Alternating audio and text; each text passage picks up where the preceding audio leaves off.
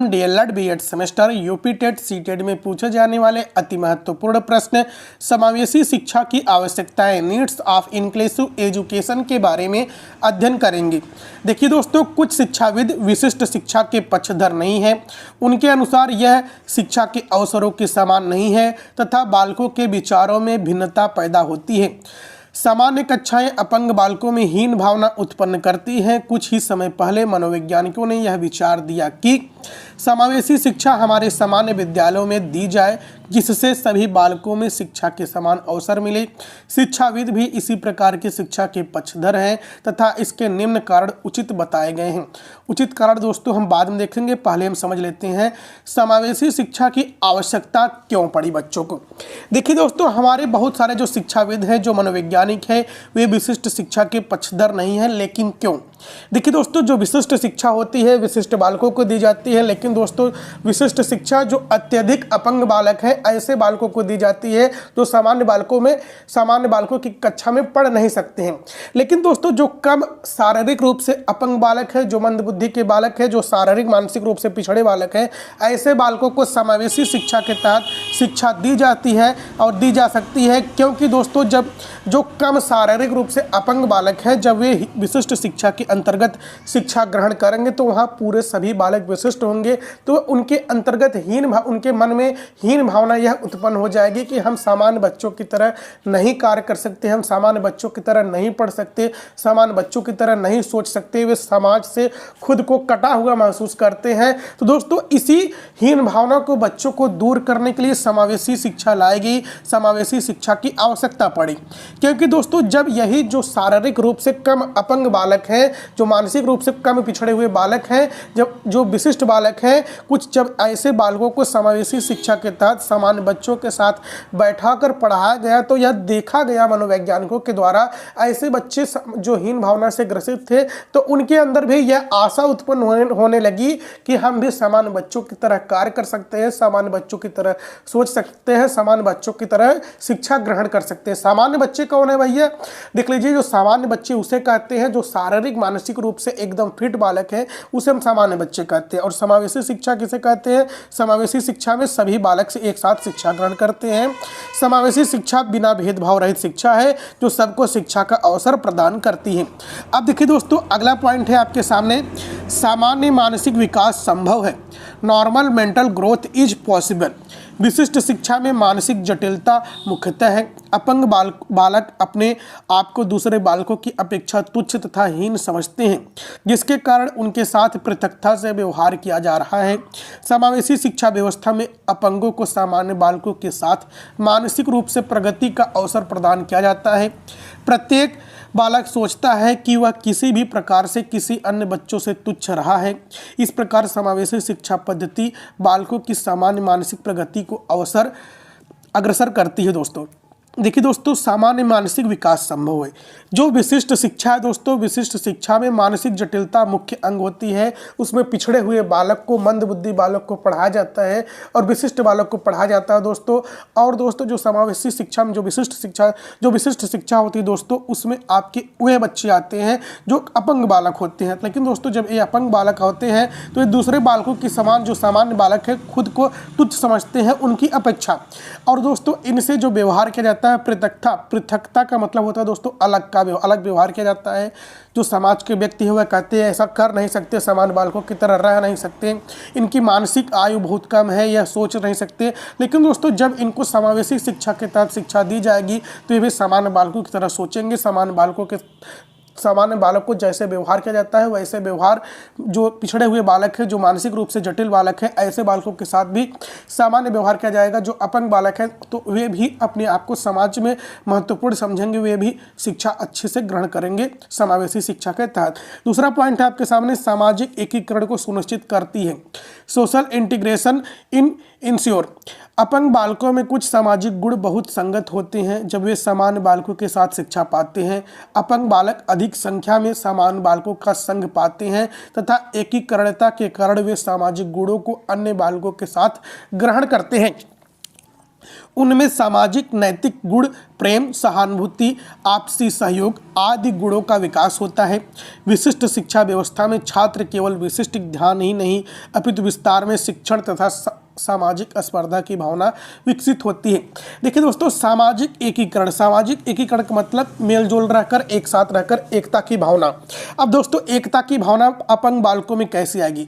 जब दोस्तों जो अपंग बालक होगा, जो शारीरिक मानसिक रूप से कम पिछड़ा हुआ बालक होगा, जब वे सामान्य बालकों की तरह सोचेगा, सामान्य बालकों की तरह कार्य करेगा, सामान्य बालकों के साथ उठेगा बैठेगा, सामान्य बालकों के साथ शिक्षा ग्रहण करेगा, शिक्षा प्राप्त करेगा, तो दोस्तों सामान्य बालकों के साथ भी जो अपंग बालक हैं, जो शारीरिक मानसिक रूप से पिछड़े हुए बालक हैं, सामान्य बालकों के साथ भी उनकी मित्रता हो जाएगी। जब उनकी मित्रता सामान्य बालकों के साथ हो जाएगी तो उनका सामाजिक गुण यानी कि सामाजिक गुण बढ़ेगा, वे समाज में समायोजित होंगे, समाज में एकता की भावना आएगी, जिससे बच्चा अच्छे से शिक्षा प्राप्त कर सकेगा, जिससे सामाजिक नैतिकता, प्रेम, सहानुभूति, आपसी सहयोग, सौहार्द आदि गुणों का विकास होगा। अब देखिए दोस्तों, अगला पॉइंट है आपके सामने, समावेशी शिक्षा कम खर्चीली है। Integrated education is less expensive. निसंदेह विशिष्ट शिक्षा अधिक महंगी तथा खर्चीली है। इसके अलावा विशिष्ट अध्यापक शिक्षाविदों के लिए प्रशिक्षण कार्यक्रम भी अधिक समय लेते हैं। दूसरे दृष्टिकोण से समावेशी शिक्षा कम खर्चीली तथा लाभदायक है। विशिष्ट शिक्षा संस्था को बनाने तथा शिक्षण कार्य प्रारंभ करने के लिए कई अन्य स्रोतों से भी सहायता लेनी पड़ती है, जैसे प्रशिक्षित अध्यापक, विशेषज्ञ चिकित्सक, साइकोलॉजिस्ट, पिस्ट आदि। अपंग बालकों की सामान्य कक्षा में शिक्षा पर कम खर्च आता है। देखिए दोस्तों, विशिष्ट शिक्षा होती है जो अधिक खर्चीली होती है, लेकिन अधिक खर्चीली क्यों होती है? देखिए दोस्तों, जो विशिष्ट शिक्षा होती है, विशिष्ट शिक्षा में विशिष्ट अध्यापक होते हैं, विशिष्ट शिक्षाविद होते हैं, विशिष्ट मनोवैज्ञानिक होते हैं, तो उनके प्रशिक्षण में भी अधिक समय जाता है, और उनके प्रशिक्षण में अधिक समय जाता है तो खर्च भी अधिक आएगा। और दोस्तों, कुछ चिकित्सा की भी आवश्यकता होगी, क्योंकि दोस्तों जो विशिष्ट अध्यापक वाले कक्षा की व्यवस्था होती है, जो विशिष्ट कक्षाएं चलाई जाती है विशिष्ट बालकों के लिए, उसमें दोस्तों अधिकतर अपंग बालक होते हैं, जो शारीरिक मानसिक रूप से बहुत ज़्यादा विकृतियां उत्पन्न हो जाती हैं। ऐसे बालकों को रखा जाता है तो उसके लिए चिकित्सक का भी होना आवश्यक हो जाता है। कभी कभी बच्चों के मिर्गी का दौरा पड़ सकता है, कभी कभी उनको हॉस्पिटल में भर्ती करना पड़ सकता है, इत्यादि व्यवस्थाएं आती हैं। लेकिन दोस्तों, जो समावेशी शिक्षा होती है यह कम खर्चीली होती है, क्योंकि दोस्तों समावेशी शिक्षा के तहत कम अपंग बालकों को, शारीरिक मानसिक रूप से पिछड़े हुए बालकों को और सामान्य बालकों को एक साथ शिक्षा ग्रहण किया जाता है, एक साल शिक्षा दी जाती है, जिससे दोस्तों जो शिक्षाविद होते हैं, जो प्रशिक्षित अध्यापक होते हैं, वह सबको एक समान शिक्षा देते हैं। और दोस्तों, जब सबको एक समान शिक्षा देंगे, एक तरह से व्यवहार करेंगे, किसी को अलग, किसी के भेदभाव नहीं करेंगे कि यह कम सीख रहा है, इस बच्चों को ज़्यादा ध्यान दिया जाए, इसको कम ध्यान दिया जाए, सबको एक समान देकर, एक समान रुचि, योग्यता, क्षमता के अनुसार पढ़ाएगा, तो ऐसी शिक्षा व्यवस्था में कम खर्चा आता है। दोस्तों, चौथा पॉइंट है आपके सामने, समावेशी शिक्षा के माध्यम से एकीकरण संभव है। Integrated is possible throats integrated education. विशिष्ट शिक्षण व्यवस्था की अपेक्षा समावेशी शिक्षण व्यवस्था में सामाजिक विचार विमर्श अधिक किए जाते हैं, अर्थात उच्चारण अधिक है। अपंग तथा सामान्य बालकों में सामान्य शिक्षा के अंतर्गत एक प्राकृतिक वातावरण बनाया जाता है। इस वातावरण में अपने सहपाठियों से सीखना, स्वीकार करना, स्वयं को दूसरे द्वारा स्वीकार कराया जाना समावेशी शिक्षा द्वारा संभव है। सामान्य वातावरण में छात्र उपयुक्त की भावना तथा भावात्मक समायोजन का विकास होता है। देखिए दोस्तों, जो समावेशी शिक्षा होती है, समावेशी शिक्षा के माध्यम से एकीकरण, एकता की भावना अधिकतर संभव होती है, क्योंकि दोस्तों जो समावेशी शिक्षा होती है वे सबको एक समान शिक्षा देती है, जिसमें अपंग बालक, सामान्य बालक एक साथ जब शिक्षा ग्रहण करेंगे तो उनकी आपस में अंतःक्रिया होगी, वे अपनी बातें दूसरे को कहेंगे, दूसरे की बातें अपने स्वयं को कहेंगे, एक दूसरे की बातों को वे स्वीकार करेंगे, जिससे मेलजोल अधिक बढ़ेगा। जब मेलजोल अधिक बढ़ेगा तो सामाजिकता की भावना आएगी और लोग एक दूसरे के पास आएंगे, जिससे सामाजिक वातावरण का निर्माण होगा। अब देखिए दोस्तों, पांचवा पॉइंट है आपके सामने, शैक्षिक एकीकरण संभव है। Academic integration is possible. शैक्षिक योग्यता सामान्यतः समावेशी शिक्षा के वातावरण द्वारा संभव है।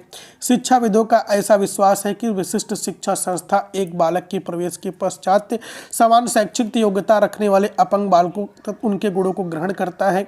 शिक्षाविदों को भी यह मालूम होता है कि विशिष्ट विद्यालयों में छात्र तथा अपंग छात्र शिक्षा के पूर्णग्राही ग्रहण करने वाले नहीं होते हैं। सामान्य विद्यालयों में बाधित छात्रों को प्रवेश दिलाने के कारण वह ठीक प्रकार से शिक्षण ग्रहण करने में असमर्थ होते हैं। इस प्रकार से कहा जा सकता है कि लचीले वातावरण आधुनिक पाठ्यक्रम के साथ समावेशी शिक्षा शैक्षिक एकीकरण लाती है। देखिए दोस्तों, शैक्षिक एकीकरण की बात करें तो पाठ्यक्रम ऐसा होना चाहिए, पाठ्यक्रम बिल्कुल लचीला होना चाहिए, जिससे दोस्तों जो छात्र हैं, जो कम अपंग बालक हैं और जो समान बालक हैं, सभी बालक को एक समान शिक्षा दी जा सके, ताकि जब लचीला पाठ्यक्रम होगा सभी लोग अपनी रुचि योग्यता क्षमता के अनुसार आराम से सीखेंगे। अब दोस्तों छठवां पॉइंट है आपके सामने, समानता के सिद्धांत का अनुपालन करना है। Principle of equality is maintained. Bharat में समान शिक्षा व्यापक रूप से विस्तार की संवैधानिक व्यवस्था की गई है और साथ साथ शारीरिक रूप से बाधित बालकों के लिए शिक्षा को व्यापक रूप देना भी संविधान के अंतर्गत दिया गया है। समावेशी शिक्षा के वातावरण के माध्यम से समानता के उद्देश्य की भी प्राप्ति की जानी चाहिए, जिससे कोई भी छात्र अपने आप को दूसरे की अपेक्षा हीन न समझे। देखिए दोस्तों, समानता की शिक्षा का अनुपालन करना समावेशी शिक्षा का मुख्य कारण यह होता है। दोस्तों, भारत की जो शिक्षा व्यवस्था है कैसी है? देखिए दोस्तों, भारत की शिक्षा व्यवस्था है प्रत्येक बच्चा विशिष्ट होता है। भारत का ही नहीं बल्कि संपूर्ण देश में दोस्तों यह शिक्षा व्यवस्था होती है कि प्रत्येक बच्चा विशिष्ट होता है। अब दोस्तों प्रत्येक बच्चा विशिष्ट होता है तो प्रत्येक बच्चों को समान शिक्षा का अधिकार है। जब समान शिक्षा का अधिकार है, बालक को समान शिक्षा दी जाएगी, बिना भेदभाव रहित शिक्षा दी जाएगी, तो ऐसी शिक्षा व्यवस्था मुख्य रूप से समावेशी शिक्षा के तहत दी जानी चाहिए। समावेशी शिक्षा कैसी होती है? जो भेदभाव रहित होती है, एक दूसरे को पास लाती है। तो दोस्तों यह थे समावेशी शिक्षा के कुछ महत्वपूर्ण पॉइंट्स। दोस्तों और समावेशी शिक्षा की वीडियो देखने के लिए हमारे प्लेलिस्ट में चले जाइएगा। जय हिंद, जय भारत।